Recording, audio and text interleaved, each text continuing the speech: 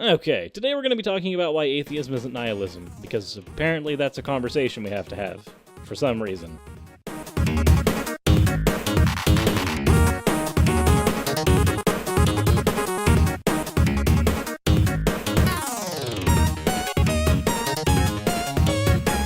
Alrighty guys, if you're new to the channel, hit the subscribe button and hit the bell notification icon so that you can know when new episodes come out. If you don't want to do that, then I guess that's fine, but like, come on, we're all stuck inside, what else are you gonna do? That said, if you're new to the channel, then here's how we do things. We take on fan art, and then we take on the video. Not because of my flagrant narcissism, but to make sure that people who actually submit fan art are celebrated. Alrighty, first we have a 16-bit recreation in-game by Latroon, a sketch by Bumblin' Bee, and then 240p Suris by Jack and Quill. As always, thank you all for your fan art submissions, and let's get right into the video. Hey, you believe in an old man in the sky? No. A literal understanding of an anthropomorphic old man god seems a simplistic and fucking stupid way to discard the entire idea. Well, it is certainly a way to discard the idea of an anthropomorphized god, which is, by the way, how God is described in the Old Testament, but I'm guessing that means you have a different definition of one. Try to think beyond simplistic fairy tale notions and look not only into the moral aspects, but the deeper spiritual meaning one can find in life itself. Okay, but that actually has nothing to do with a god. You're talking about ontology, and then you're bringing in emotional arguments. But what I find spiritually fulfilling has no bearing on ontological truth, so what are you trying to get at? A panentheistic god, meaning within all and yet beyond all, isn't something one can simply toss aside, it seems to me. So, panentheism is the belief or doctrine that God is greater than the universe and includes and interprets it. The idea that God expands across all space and time. This particular version of God was coined by Karl Kraus in 1828 to distinguish himself and his ideas from those of pantheism. Pantheism held that the divine and the universe are identical, whereas panentheism argues that God is beyond. He is viewed as separate from the universe, but also as the soul of the universe, a universal spirit present everywhere, as opposed to the universe around you being the spirit, which is pantheism. I personally find this version of a god to be easier to dismiss than a simply pantheistic one, since the two versions seem to be very functionally similar, and pantheism seems to be a logical conclusion from panentheism if you were to apply Occam's razor. Note, I'm still not a pantheist, because I find that pantheism isn't really that far away from a simple Spinozian concept of God, and Spinoza's version of God wasn't even theistic, more of just a language game where you swap the universe with God as a label. So, while this idea may be harder to dismiss than a straw man of a deity, it's still not one that I find personally convincing. It's literally just a couple steps left of a no-God semantics game. Unless you're willing to discard the deeper experiences of life and simply see the self as some sort of mechanistic automaton. Why do you seek meaning, purpose, love? A purely atheistic view declares that the reasons are simply chemical, right? And many of the things that you noted that people seek out have actually been identified as chemical markers in the brain. While love may be a hard thing to articulate in words, we do know the chemical compounds in the brain that produce the feeling of love. This doesn't diminish the meaning of love at all. You don't have to use a reductionist approach to boil these things down to their base form and then go from there. I don't need to know that my body is currently producing noradrenaline and dopamine in order to make me feel the feeling of love. But knowing that doesn't diminish the significance of the thing. Also, atheism doesn't declare that these things are just chemical. Atheism answers a single question: do you or do you not believe in a god? Note that there are purely spiritual beliefs like Buddhism that don't require a god. An atheistic Buddhist wouldn't take a reductionist approach to something like this. A search for meaning, a yearning for love. Nowhere in atheism are these things forced to be reduced down to simple chemical compounds. Does this inspire you? Whether or not this inspires me doesn't mean anything. Again, if the argument is going to be about ontology, inspiration doesn't factor into that. Reductionism isn't a belief system. It's simply nihilism disguised as rational thought.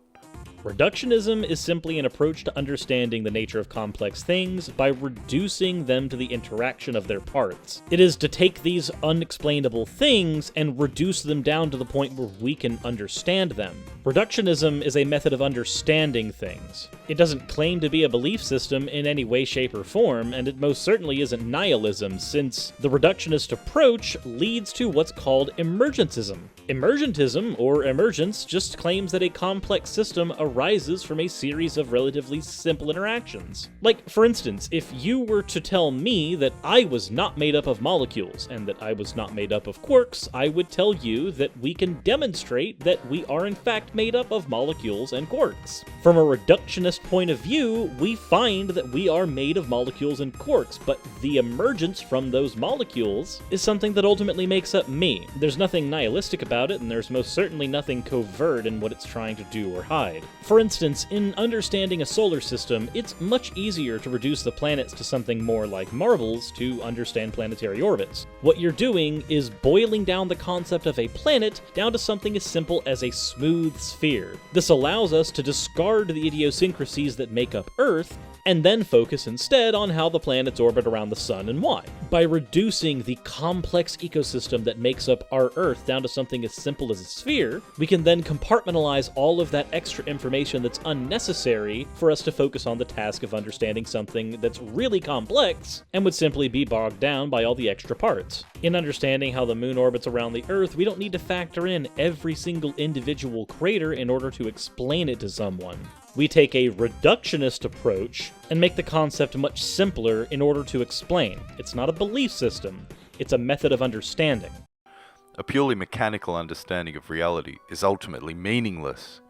One, you would need to define meaning for this statement to have any weight whatsoever, much less ultimate meaning. You're simply trying to force people who you don't agree with to take on a label, nihilism, that you view as negative. But again, a purely mechanical understanding of things can certainly make one cynical. If I viewed my best friend as nothing more than an assembly of parts, then our friendship would most certainly have lost a little bit of its meaning, assuming we're working with the same definition of that word. But again, reductionism isn't a one-way street. After reductionism, you apply emergencism. The emergence property of all of the fundamental pieces parts that make up my friend is my friend. If you ignore the emergence property and keep things boiled down to the base mechanical, you still can't really understand anything. Nobody actually operates like this. Because a reductionist approach would boil things down to their base parts, and you can't understand how a car engine works, for instance, if you're thinking about it in terms of molecules. If I think about my car battery in terms of the individual molecules that make it up, I'll never be able to understand why it actually powers my car when I start it up. You know, on a good day. I have to follow the emergence property, where those molecules make up the battery, and then try to understand the battery. But I think this confusion comes from you trying to force labels onto people. Atheists don't have a monopoly on rationalism.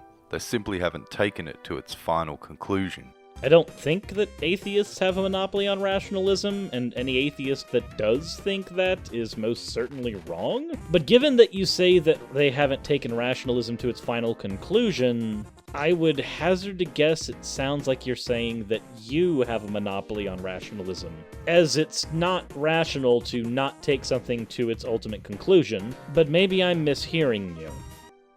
The best atheists I've read own the fact that they're nihilists too. Explaining the how does nothing to justify or explain the why. Therefore, atheism isn't a logical conclusion. It's a declaration of intent to make life itself meaningless and simply the result of chemical reactions. Okay, so just because some atheists happen to fit in the little jar that you think they should fit in, you like them. I hold issue with that for the same reason I would hold issue with an atheist that thinks that all Christians ideally should be young Earth creationists. I find it to be a bit of a dishonest position where the only way you can argue against your opponent is by boxing them into a category they may or may not even fit in. Next, you argue that atheism has an agenda to boil everything down to simple chemical properties, but again, I personally don't know any atheists who do this, and while I recognize that that's purely anecdotal, but given the space in YouTube that I currently occupy, I think I've got a pretty good source group for surveys. But if I'm wrong and you are this kind of atheist, then let me know in the comments section. Remember, that's if you have an agenda of boiling everything down to its boring chemical properties only, and then keeping it there. According to this guy, the emergence property doesn't exist in reductionism. So I guess if you're an atheist that doesn't think car batteries exist, let me know. How does this inspire anyone? Nothing in the God idea is fundamentally opposed to knowledge. Agnosticism is where the conversation actually gets interesting, because at least the person's thought things through. No. You can be an agnostic to any proposition whatsoever with no information.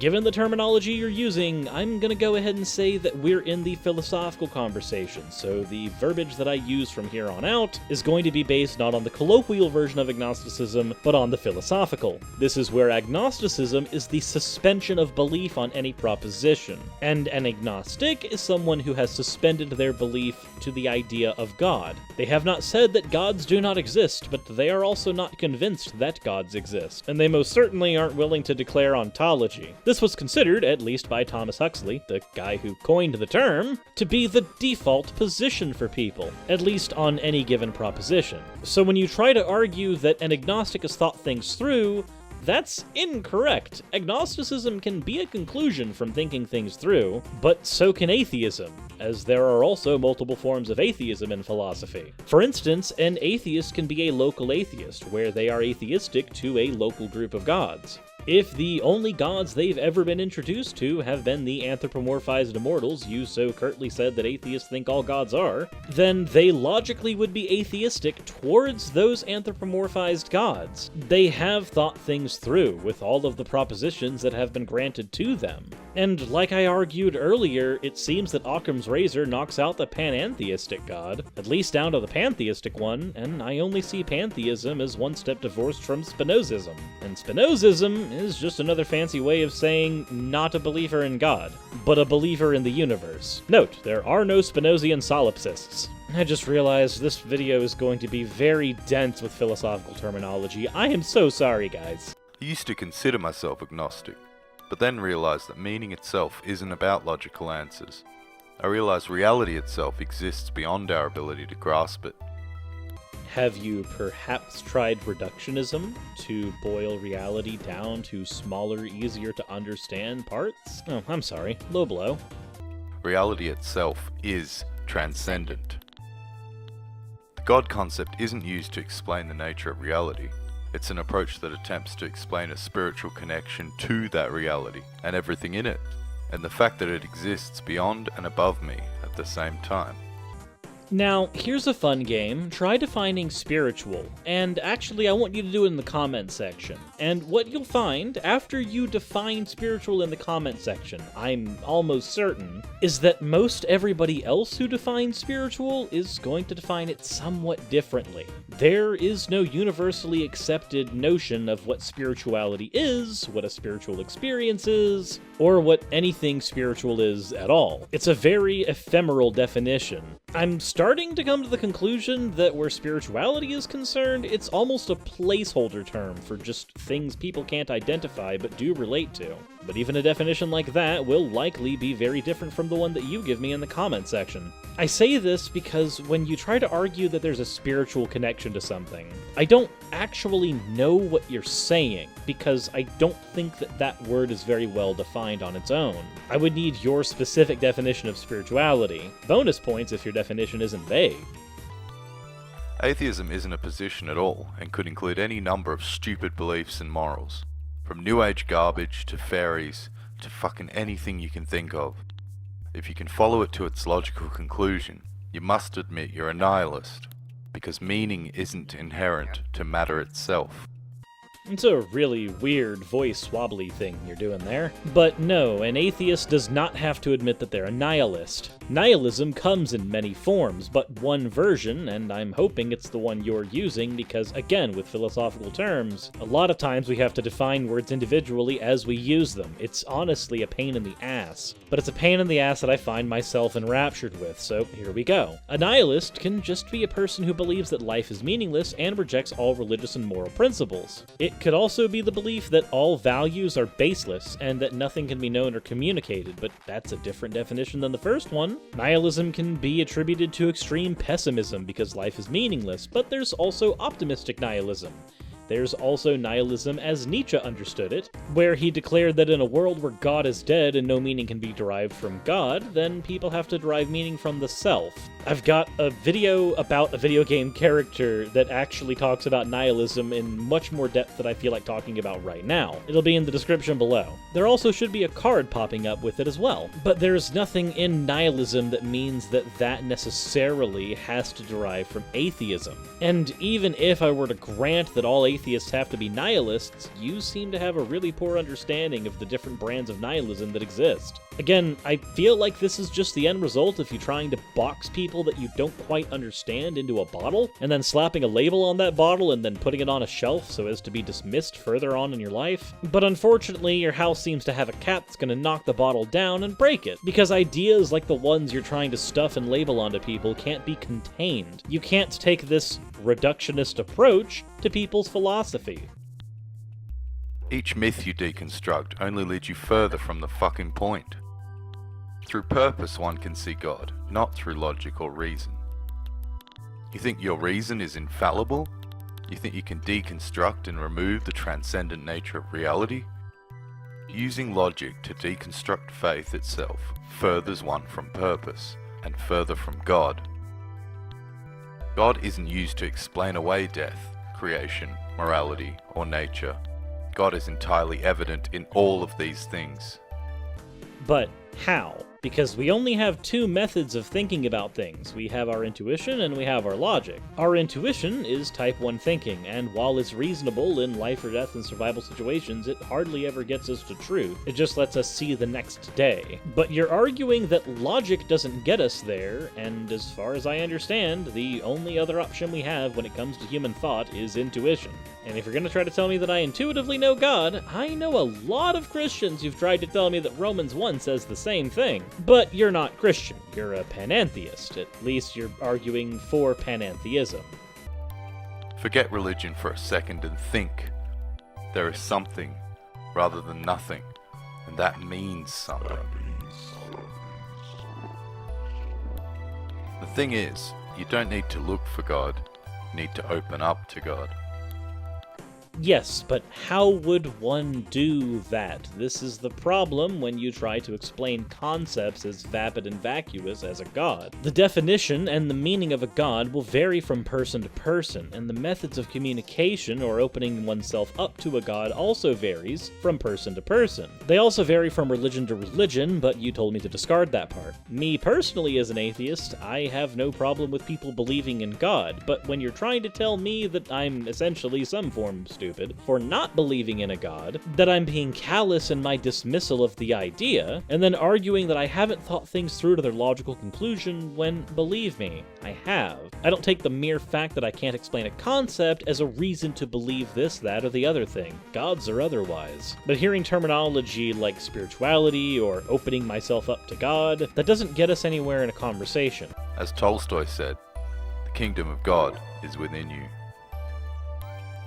So you want me to discard religion, but you know that Tolstoy was talking about specifically Christianity, not panentheism. I don't want to get into Tolstoy and his history, but I did some research on him during the course of making this video, and the dude was actually one of the main founders of the Christian anarchist movement. He was a proponent of nonviolence and nonviolent resistance to opposition. He was also apparently friends with Gandhi, of all people. Gandhi listed Tolstoy's literary works as one of the most important things in his life that influenced his way of thinking. So needless to say, Tolstoy had some pretty big influence in the world's history. Maybe I'll do a video on him, I don't know. But anyways, I guess I've kind of lost the plot at this point. The description of the video that I just went over says that atheism equals stupid.